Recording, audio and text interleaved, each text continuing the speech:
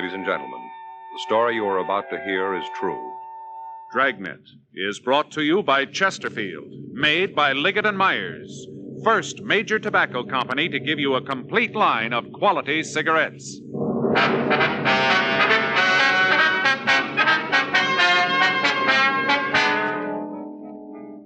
You're a detective sergeant. You're assigned to burglary division. You get a call that an important piece of religious art has been stolen from the oldest church in Los Angeles. There's no lead to its whereabouts. Your job? Find it.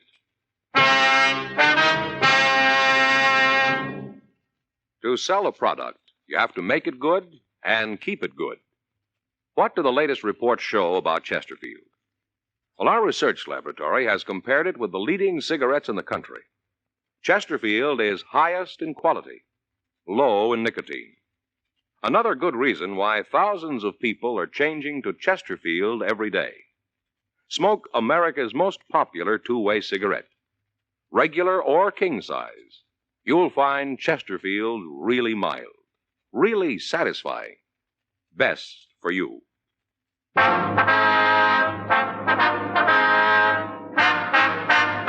Dragnet, the documented drama of an actual crime.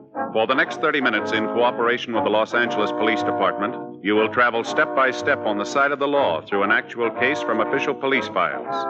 From beginning to end, from crime to punishment, Dragnet is the story of your police force in action. It was Wednesday, December 24th. It was cold in Los Angeles. We were working the day watch out of burglary division. My partner's Frank Smith. The boss is Captain Bernard. My name's Friday. I'd gone across the street to buy stamps for some Christmas cards I was sending out. It was 9:15 a.m. when I got back to room 45. Burglary. I sat down at a table in the squad room and I started to address the cards when Frank walked in carrying a stack of Christmas boxes. Hi, Joe. Hi. Christmas cards, huh? A little late, aren't you? Well, I was going to send them out Monday, but we had that stakeout. You ought to get married, Joe. Yeah? It's the only system. Faye does all that stuff for me. Laundry, mails, cards. Only system. Might help. You got a big stack there. Ought to cut down the list. Look at this here. Upholstery shop. Yeah? They send me a card every year. I never get anything upholstered. Faye and I ought to go over our list. Cut off a few names. I brought in your present. Want to open it now? No, I'll wait. I always open a couple the day before. Why? Well, put you in the spirit ahead of time. I opened Phil's this morning. Who's he? Faye's brother in Denver. Gave me a magazine, one of those funny ones. What do you mean, a comic book? No, one of those funny ones, you know. No, I don't, Frank. Well, some of the pages have holes in them. You look through and there's a picture on the next page. Oh, yeah, I've seen those on the newsstand. They have cloth pasted in. Cloth? In the ads. If you want to buy a suit, they have a sample right there. You mean you can feel it? Reach right out and feel it. There was one for $200. A suit? Sure. Cloth comes from Scotland. What's it made out of? Solid gold? No, they got a special kind of goat over there. It's real smooth. Not a goat, Frank. A sheep. Well, it's a special kind of sheep, then, because a suit costs $200. You gonna get one? I told Faye. She said, wear the sample. Anything doing? Fanning and Pryor were in on that market holdup. They come up with anything? Pound of air, nothing else. I hope it stays quiet. I got more shopping to do. I finished. What'd you get Ann? Stationery set, some paper and envelopes, leather binding. Joe, you'll never learn. Well, what's the matter? No woman wants a stationery set. Get her something personal. Well, it's got her initials on it. No. You want something more sentimental, romantic. What'd you get Faye? It's different in her case. What'd you get Faye? Sewing machine. That's romantic. Well, it isn't a way. Why didn't you buy her a catcher's mitt? Burglary Friday. Yes, that's right. You have the right department. All right, Father, we'll be right down. No, you can tell us about it there. Goodbye. The old mission church, they've had a theft. Collection money? Statue of the child Jesus. Frank and I checked out of the office and rode over to the church at the corner of Sunset Boulevard and Main. The Old Mission Plaza Church, founded 1781, the year Los Angeles became a pueblo. The outside was typical early Spanish design, complete with mission arches. It was made of adobe and painted white. They called it the Queen of the Angels. The Padres from down in Mexico built it. The devout Mexicans in town still attended services there. 10:05 a.m. Frank and I crossed through the courtyard. It used to be the old stable, but the Spanish priest changed all that when it became a mission. Stonemasons paved the stable floor and made it a courtyard. They planted grapevines, trees, and flowers. A young priest crossed the courtyard to meet us. He'd been sitting on a stone bench reading his morning prayers, as priests had done here for 172 years. We asked for Father Xavier Rojas, who'd communicated with us. We were told he was inside. We entered a side door. The church seemed to glow with the hundreds of votive candles flickering on both sides of the altar and at the shrines throughout the church. It was empty except for a few people praying. Surrounding the main altar were several old oil paintings in gold frames. The air was heavy with the scent of Advent flowers. We found Father Rojas up near the sanctuary, looking at the nativity scene. He told us about the crib. It was a $70 duplication of the scene at Bethlehem. The parishioners had taken up a collection for it 31 years ago. It was put up every year on December 22nd and taken down after the holy season. It was beautiful, except that one of the shepherds had lost an arm, the sheep was old and cracked, and the infant Jesus was missing. Father Rojas led us back into the sacristy. I'm sorry to bother you, man. It's all right, Father. Especially now, the holiday season. We cash our checks, Father. You want to tell us what happened? Or what you think happened? I discovered the statue was missing right after the 6 o'clock Mass. You say the 6? Yes. I started over to the rectory and stopped by the crib. Was the statue there before Mass? I don't know, but it was there last night.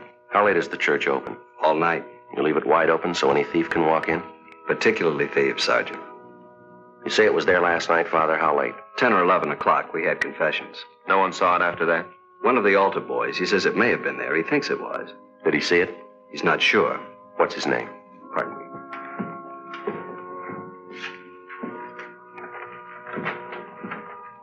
Here's the schedule. You'll find the names for every Mass there. Was there a big crowd at the 6 o'clock Mass, Father? Not too many. 7's the big one. People on their way to work. Did anyone stay after Mass, did you notice? Not especially. I came back here, took off the vestments. I suppose it was 10 or 15 minutes before I went back in the church. It was empty then? No, people were coming in for the 7 o'clock. Are these the altar boys, James Cornine and Joseph Heffernan? That's right. Joe's the one who mentioned it might have been there. Did you check with the other priests, Father? Before I called you. None of them knows anything about it. Just for a check on the pawn shops, how much is the statue worth? In money? Well, that's the point in pawn shops, Father. Only a few dollars. We could get a new one, but it wouldn't be the same. We've had children in the parish. They've grown up and married. It's the only Jesus they know. We understand. And we've had children who died. It was the only Jesus they knew. So many of the people who come here are simple people. They wouldn't understand, Sergeant. It would be like changing the evening star. We'll do our best, Father. That's why it would mean so much to have it back for the first Mass on Christmas. It's not very long, Father. Less than 24 hours. If anything turns up here, you know where to get in touch with us. Yes. Sad, isn't it? How's that? In so short a time, men learn to steal. Yes, but consider us, Father. Us? If some of them didn't, you and I'd be out of work. 10:50 a.m. We notified pawn shop detail. Frank and I checked out the 2 altar boys. The first one, James Cornine, said he knew nothing about the missing statue. The second one, Joseph Heffernan, was not at home. His father said he had a part-time job, but he'd have him get in touch with us right after lunch. By 11:30 a.m., we'd run out of book procedure. We had a man to find. Our only clue, he'd been to church. 11:33 a.m. We checked the phone books for the names of religious stores in the area. 2 of them were closed. We tried the 3rd. When we got there, the only person in the store was an elderly man sitting by a table. In front of him was a large, beautifully carved chess set.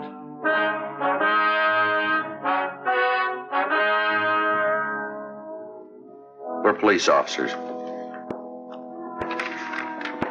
My name's Friday. This is my partner, Frank Smith. Great to see you. Caught me in the middle of a big chess match. Where's your partner? Up in San Jose. We've been playing for years. Same match? No, just 2 or 3 months on this one. What I meant was we've been playing different matches for years. I see. You know, we do it through the mail. I send him a move, he sends me one. Must keep you on your toes. Except during the holidays, the mail gets all fiddled up. That's no good. Guess not. Slows things down, that's no good. I like to catch him off guard. You Mr. Flavin? How do you know? We never met. Your name's on the window out front. Mr. Flavin, we checked the other 2 religious stores in this neighborhood. They're closed. This is the best one anyway. 50% European items. We're checking the stores around the Mission Church. For what? Statue of the child Jesus. Do you have one we could look at? Sure. No, sir, a larger one. You don't want a larger one, unless it's for a church. That's where you want a larger one. Could we see it, please?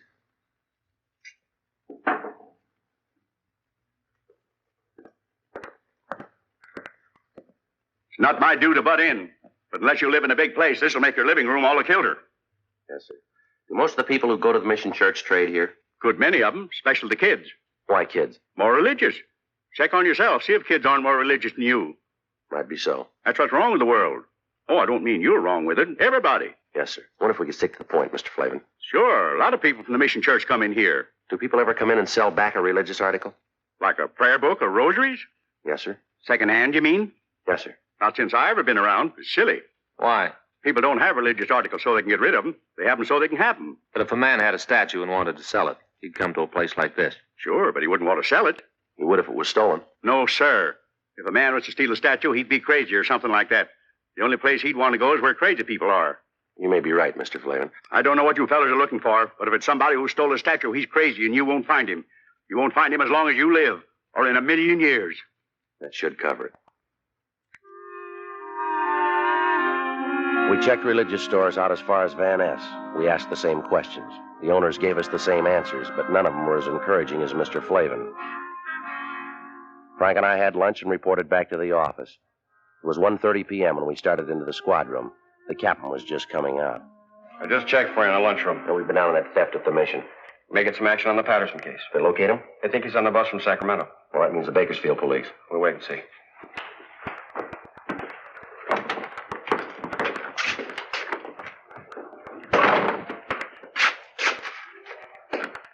Are one of you fellas Sergeant Friday? He is. I'm Joe Heffernan. My father said you wanted to see me. Sit down, son. You didn't have to come in. A phone call would have worked. My father said to get on over. He says that any kid that uses phones is lazy. We want to ask you about this morning. You serve 6 o'clock mass? Yes, sir. I'm senior boy, so I get the 6th. You're a senior and you take the early trick? Yes, sir. That way, if you receive communion, you get to have breakfast sooner. Father Rojas says you think the statue was there before mass. I didn't look, but I have a feeling it was there. A feeling? You know, how you have a feeling about something, but you're not sure. Did you stay around long after mass? I put out the candles and hung up my surplice. How long would that take? About 5 minutes, maybe. Did any of the people at mass stay on? Some always do, especially ladies. Oh? Maybe they don't finish in time, or else they start new prayers. I don't know. So when you left, there were still some women there? No, sir. That was at first. After I went back to the sacristy, there was only this one man. What man? He comes at 6 o'clock all the time. Do you know his name? No, sir. But he works down in Olive. You know, paint shop, where they paint signs. Could you describe him? Sort of medium. He was wearing a suit that didn't match. Didn't match? You know, different pants than coat. How about his age? Oh, he's pretty old. Take a guess. About 40, maybe. There's nothing particular about him. Then why'd you notice him? I've seen him before. And the bundle, I guess. The bundle? Out in front. I saw him when he was coming out. He had this bundle, and he almost dropped it. How large a bundle? It's hard to say. Come on, son. Was it large or small? The size of the statue? Not that big. Yes, sir.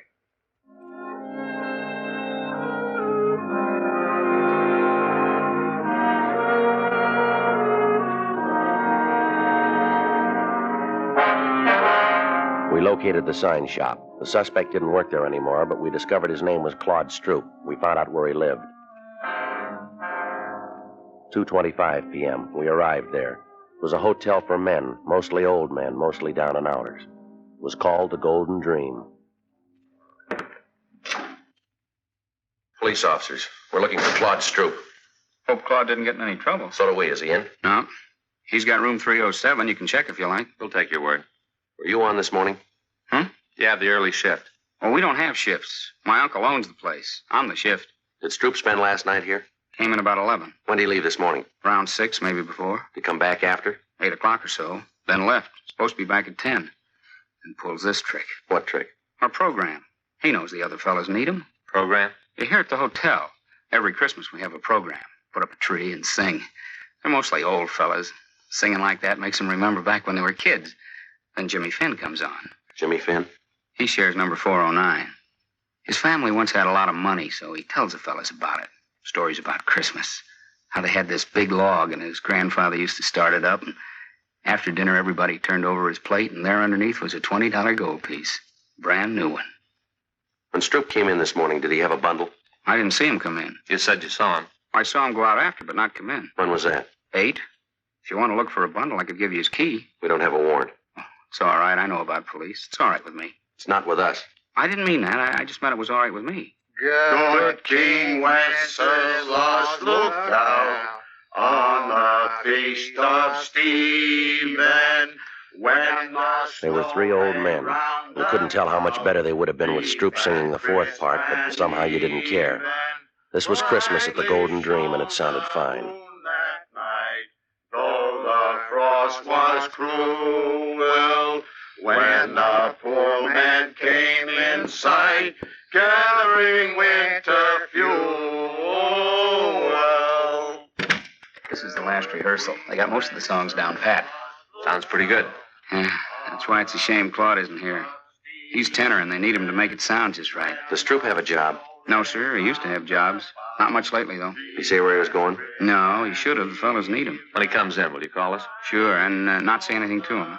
That's right. I hope it's nothing serious for Claude. The fella's troubles ought to be over. Troubles? Way back. It wouldn't count now. Tell us anyway.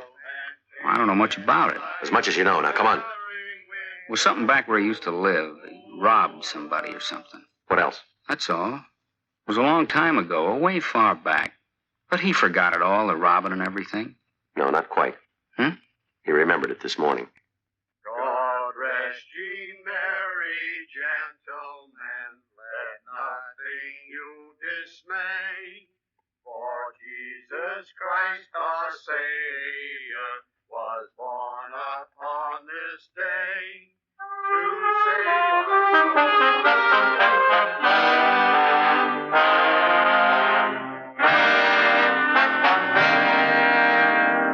We went back to the office and ran Stroop's name through R&I. If he'd been booked anywhere, we had no record of it, at least not under that name. 4:15 p.m. Pawn shop detail reported back. No object resembling the statue of the child Jesus had been turned in. 4:18 p.m. I hung up the phone. Patterson's on that Sacramento bus. I thought Bakersfield had it. They were supposed to confirm. They did. Upward station. What about Fanning and Pryor? They're still out. Well, they'll be back soon. When's the bus arrive? 6 o'clock. There's plenty of time for them to make it. There's more time for you. We're still on that theft. Can it wait? No. What is it? $10, $15 statue? When's the price determine a case? I realize it's a church statue, but that doesn't give it priority. It's important to them, Captain. Joe and I promised to get it back. What do you got on it? Nothing much. And why are you so big-hearted? Burglary Friday. When? No. Don't say anything. No. Right. It's Claude Stroop. He just walked into the hotel. He's our suspect. Nobody's leaked to him? No. He'll keep. You can run him down tomorrow. It'll be too late then. They need it for the first mass in the morning, Skipper. It's kind of a big thing for them. I'm sorry. I can't juggle details around so you can get a statue back. If there's time later on, we'll do our best. Yes, sir. You better get over to the station. Yes, sir. Will you call Father Rojas over at the mission? Why? Tell him we're too busy to work on that statue. But we'll do it later. Tomorrow or when we get a chance. Why can't you call him? Well, we better get over to the station. If Patterson's on that bus, we don't want to miss him. All right, I'll call him. Friday. Yeah. I can send Fanning and Pryor over. You might as well stay on that other thing. Whatever you say, Captain.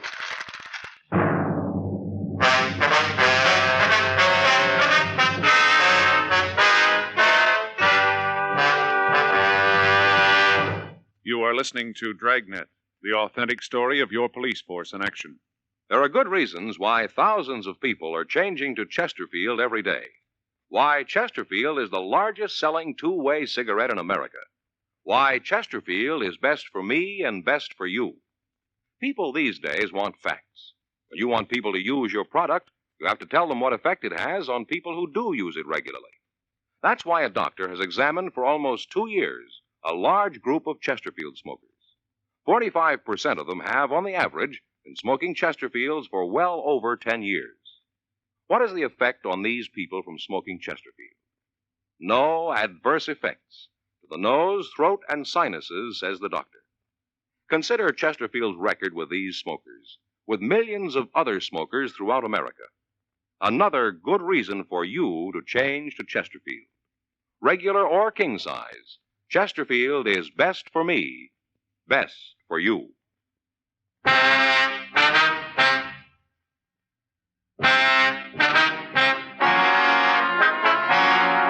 4:43 p.m. We arrived at the Golden Dream Hotel. The desk clerk was right. Claude Stroop looked like a man who'd had his troubles at bargain rates. Your name Claude Stroop? Yes, sir. Police officers. We'd like to talk to you. I didn't do anything against the law. Honest, I didn't do anything against it. You haven't been accused. Want to take you downtown? We'd like to talk to you. No, sir, I'm not going. I'm not going anywhere. I'm not going to talk to anybody. You're half wrong already.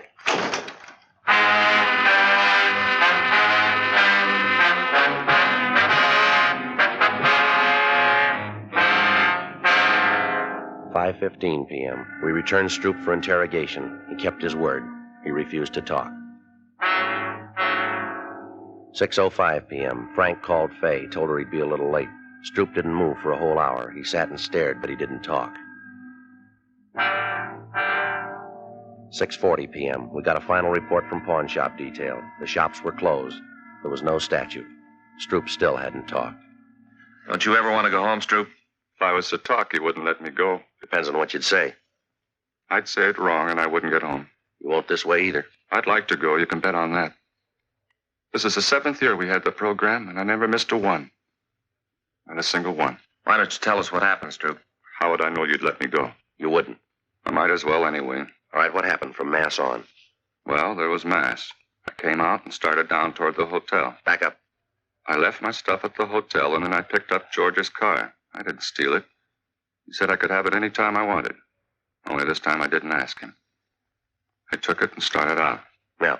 I should have asked, but I just didn't. I went over to Grand Avenue for the Christmas bulbs, for this fella sells them secondhand. It was coming out of the lot that I did it. Yeah. The bumper must have caught the other car. Didn't leave too big a dent, but there was this long scratch. I got out and tried to wipe it off with my handkerchief. You know, spit on it like. Only didn't do no good. I didn't think anybody saw. I don't know how you fellas found out about it. I'll check auto records. Right. Stroop, we didn't bring you down here to talk about that.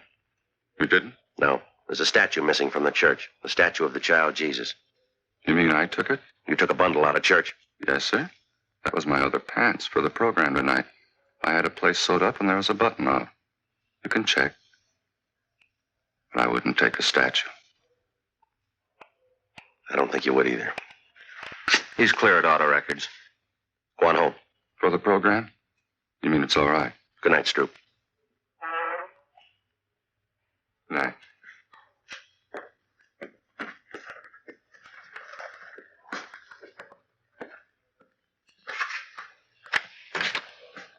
Merry Christmas.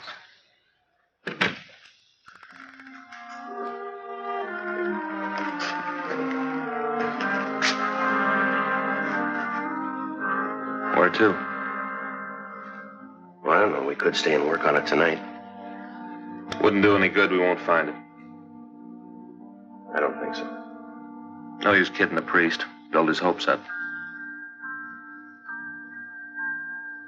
Might as well go tell him now.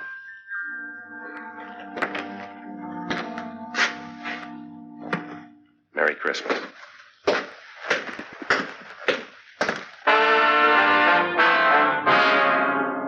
"7:27 p.m. We found Father Rojas.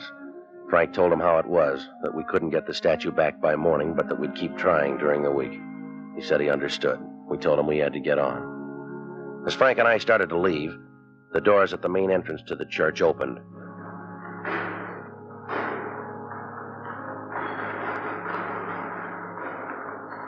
It was a good 200 feet away. It was hard to be sure, but it looked like a small boy drawing a bright red wagon behind him.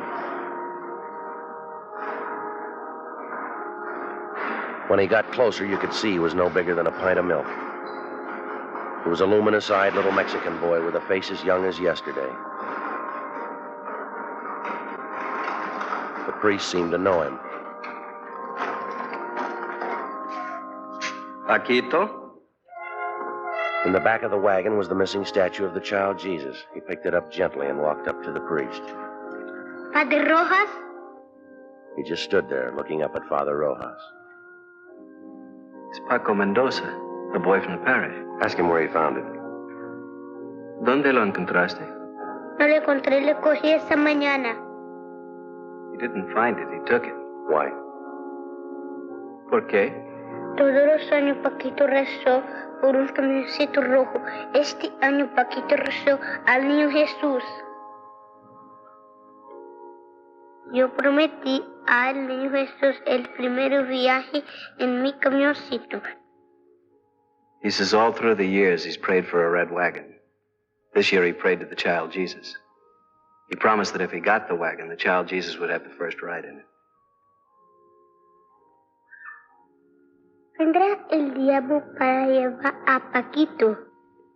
He wants to know if the devil will come and take him to hell. That's your department, Father. No el diablo. Jesús ama a Paquito mucho.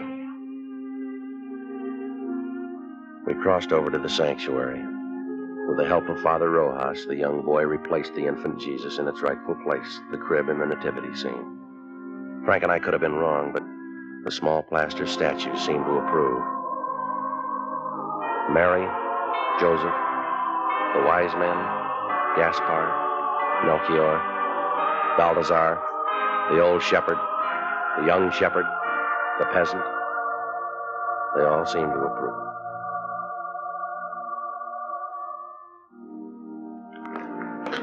Vuelve a tu casa, Paquito. The priest told the boy to go home. He took hold of his wagon and started the long walk out of the church.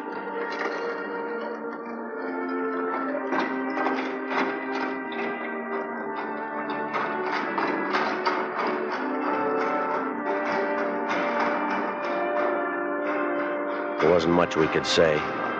There wasn't much to say. We just stood there and watched him go. Halfway up, he turned to look back, and he went on out.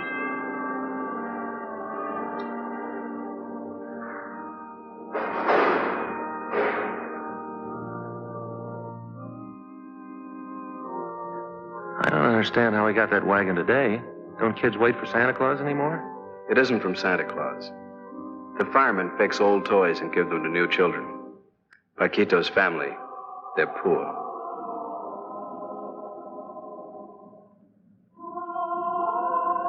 Are they, Father?